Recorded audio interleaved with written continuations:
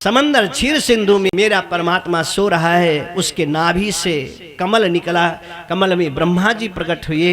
1000 वर्ष तक ब्रह्मा सोचते रहे मैं आया कहां से,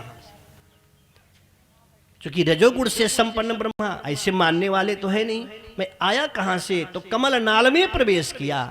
1000 वर्ष ढूंढते रहे, जब कहीं अता पता नहीं लगा तब फिर बाहर आकर के बैठ गए। बोले अब क्या करें, बिल्कुल रोनी सूरत बनाया, हे प्रभु मेरे को पैदा कौन किया, मैं कहां हूं, कौन हूं और क्या करूं। तो आवाज आई तप है, तुम केवल तप करो बस और कुछ मत करो। तप करना प्रारंभ किया। फिर आकाशवाणी हुई, छांदोग्योपनिषद में आया है, भू इति व्याहरन भुवम असृजत। आवाज आई भू, धरती। तो भू आवाज आते ही ब्रह्मा ने अपनी कल्पना से धरती को प्रकट किया। अब इसके बाद फिर तपस्या के बलबूते पर आवाज आई तुम सृष्टि करो, मानसी सृष्टि प्रारंभ करो। ब्रह्मा ने सोचा कि चलो अकेले बैठने से अच्छा है कुछ काम ही करें। तो मानसी सृष्टि जब प्रारंभ करी तो सबसे पहले सनत कुमार आदि ऋषियों को पैदा किया। बहुत ध्यान से सुनना, ये सनत कुमार आदि ऋषि पैदा हुए। ब्रह्मा जी ने कहा कि तुम लोग मेरा सहयोग करो। सनत कुमारों ने कहा क्या करूं, कहा मैं भी पैदा करता हूं, तुम लोग भी प्रोडक्ट करो, पैदा करो। सनत कुमारों ने कहा इस लफड़े में मैं पढ़ने वाला नहीं हूं, बहुत झंझट है पैदा करने में। पैदा करने में हो तो पैदा करके किनारे हो जाओ, लेकिन पैदा करने के बाद में क्या होता है, कहीं फिर पालन करो, अब पालन के बाद फिर शादी विवाह करो, और शादी विवाह के बाद में फिर बाल बच्चे आवे तो नाती पोते के प्यार में डूबो, और अंत में बहू और बेटा ही लेके सोटा पिटाई करे। तो इससे अच्छा यही है, इस लफड़े में पड़ना फायदे का धंधा नहीं है। चुपचाप राम राम करो बस, जाहि विधि राखे राम ताहि विधि रहिए, और सीताराम सीताराम सीताराम कहिए। सनत कुमारों ने कहा अपन के बस की बात नहीं।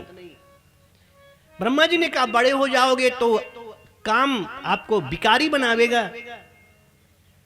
सनत कुमारों ने कहा अच्छा हुआ आपने पहले ही बता दिया।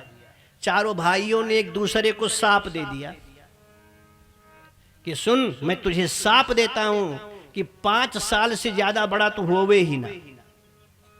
तो उसने कहा हम तुमसे कमजोर थोड़ी हैं, हम भी तुम्हें साप देते हैं कि तुम भी 5 बरस से ऊपर ना हो। चारों एक दूसरे को साप दे दिया। ब्रह्मा जी ने कहा काम अच्छा कोई नहीं किया और साप पहले दे दिया, क्यों? कहा आपका बेटा हूं, तुमने कहा कि बड़े हो जाओगे तो भिखारी मन बनेगा, और 5 वर्ष के बच्चे का मन भिखारी नहीं होता, इसलिए साप दे करके हम लोग 5 वर्ष के हो गए। इसीलिए आज भी सनत कुमार आदि ऋषि छोटे 5 वर्ष की अवस्था में ही हैं, बढ़ते हैं ही नहीं, चूंकि शापित हैं सबके सब। ब्रह्मा जी ने कहा काम बिगड़ गया, बोहनी ही बिगड़ गई। फिर संकल्प किया, फिर मानसी सृष्टि करी, भ्रिकुटी में कंपन हुआ तो एक रुद्र प्रकट हुए।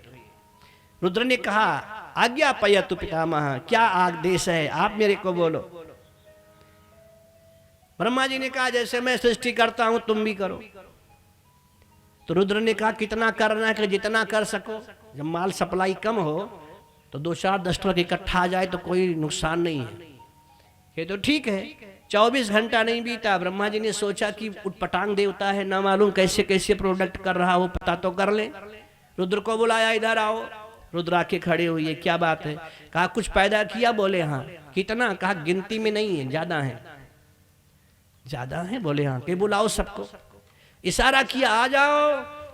देखते देखते को मुखहीन विपुल मुख काहू, भूत प्रेत पिशाच ब्रह्म राक्षस जिन्नाद सब इकट्ठे हो गए। ब्रह्मा जी माथा ठोके कहे कि दत्त तेरी के, सृष्टि आगे बढ़ी ही नहीं, सृष्टि के विनाश का सामान पहले इकट्ठा कर लिया। ये क्या किया है? तो रुद्र ने कहा जैसे मैं हूं बिरादरी वाले वैसे ही तो रहेंगे, इनको संभालो। ब्रह्मा जी ने कहा ना मैं नहीं संभाल सकता, ये हम ही को संभाल देंगे, हम इनको क्या संभालेंगे। कहे तो क्या? कहा तो सृष्टि पहले बंद कर। रुद्र ने कहा बंद किया। कहा अब इनको तू संभालो। रुद्र ने कहा मैं संभालू? कहे हाँ। कहे और सबका ब्रह्मा मैं, लेकिन इन भूतों के ब्रह्मा तुम, इसीलिए भूत प्रेत भगवान शंकर के ही अंडर में आते हैं। रुद्र को काम बंद कराया गया। फिर आगे सृष्टि हुई, सब ऋषि प्रकट हुए, उनसे कहा कहे ना ना ना ना, ये काम तो बहुत लफड़े का है, हम नहीं कर सकते हैं। उन ऋषियों में और ऋषियों को पैदा किए, नारदादिक ऋषियों को, उसमें कश्यप जी को पैदा करी। कश्यप जी से कहा बेटा तुम मेरा सहयोग करो। कश्यप ने पिता के इस दशा को देख करके थोड़ा द्रवित हुए, बोले ठीक है पिताजी आप कहते हो तो मैं मदद करूंगा। तो कश्यप का विवाह मानव सृष्टि के माध्यम से ब्रह्मा जी ने 13 स्त्रियों से करवा दिया। अब ये 13 स्त्रियों को अपना करके कश्यप ने सृष्टि प्रारंभ करी।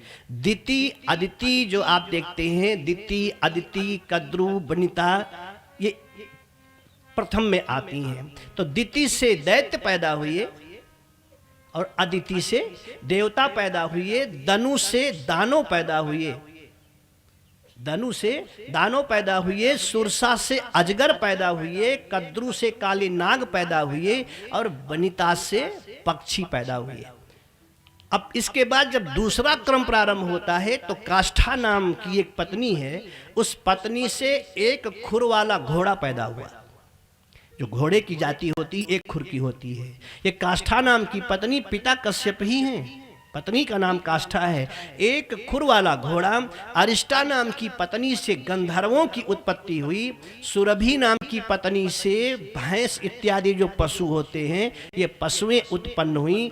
इला नाम की पत्नी से वृक्षादि जो आप देख रहे हैं सब वृक्ष ये इला नाम की पत्नी से पैदा हुए हैं। मुनि नाम की पत्नी से अप्सराएं पैदा हुई। नाम है मुनि, लेकिन आप साधु बाबा वाले मुनि में मत जाइएगा, नाम ही उस पत्नी का नाम मुनि है। उस मुनि से यह है आपके अप्सराएं पैदा हुई। क्रोध वसा नाम की जो पत्नी है उससे सांप पैदा हुई।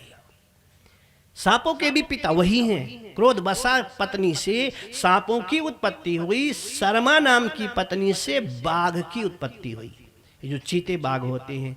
तिमि नाम की पत्नी से जलचर जो जल में रहने वाले जीव हैं, ये तिमि नाम की पत्नी से ये जलचर जितने जीव हैं इनकी उत्पत्ति हुई।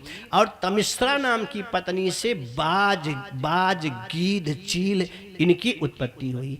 अब कहने का मतलब कि सृष्टि में जितना आप देख रहे हो ये सब कश्यपीय सृष्टि है, सबको कश्यप ने ही पैदा किया है। इसीलिए शादी विवाह में जब पूछते हैं आपका कौन सा गोत्र है, कि बाबा वो तो नहीं मालूम है, तो पंडित अगर होशियार तो कह देता कश्यप गोत्रोत्पन्नो, कह दो कश्यप गोत्र। जो हैं तो सब उसी में जाएंगे, कहाँ से? सबसे पहले जो पहला स्थान हो तो कश्यप का ही मिला है। तो इस प्रकार से कश्यप ने सृष्टि प्रारंभ करी, फिर भी संतुष्टि नहीं मिली ब्रह्मा जी को। ब्रह्मा जी ने कहा ना अब भी कमी है।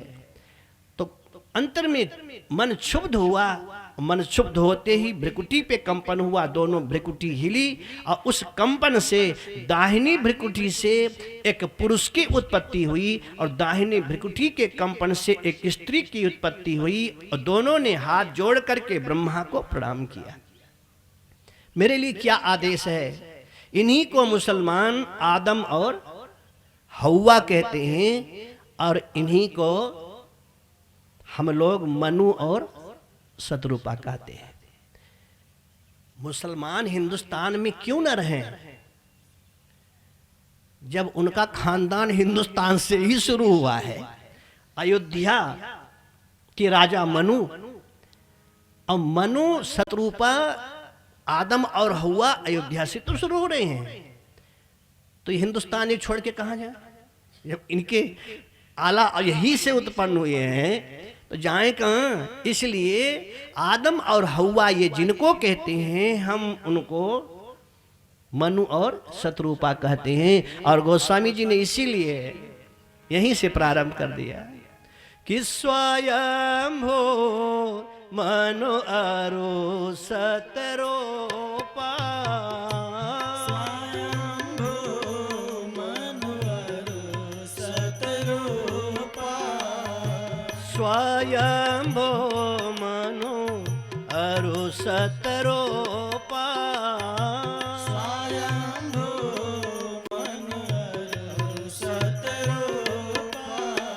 जिनते भई नर श्रेष्ठ अनुपा,